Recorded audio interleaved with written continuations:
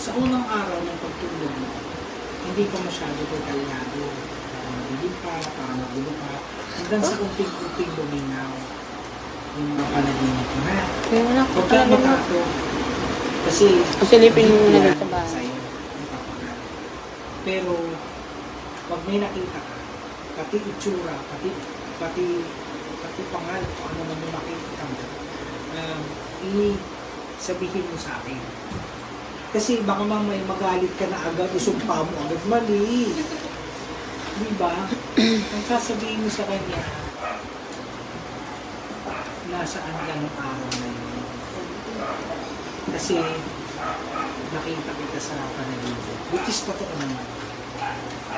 Huwag kang magsisinungaling sa akin.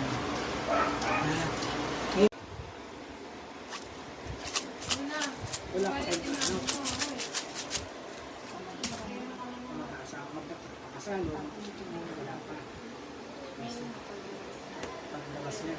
Isa to?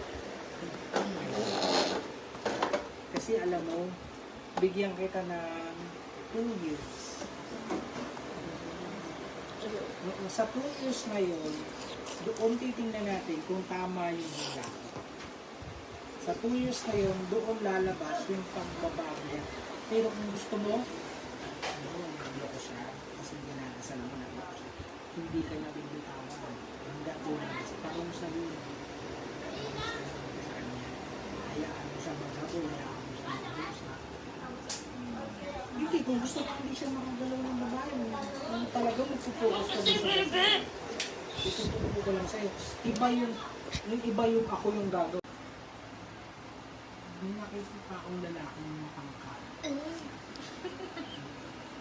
Hindi naman siya masyado guwapo, pero para sa ikot na. Si President. Si President yun. Pero okay na, para sa, pero hindi siya magwapo.